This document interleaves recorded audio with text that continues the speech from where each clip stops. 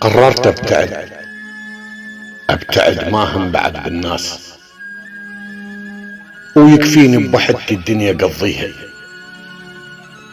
مشلوع القلب صدقني ما يرتاح، ليش افتح جرح واسرار اراويها؟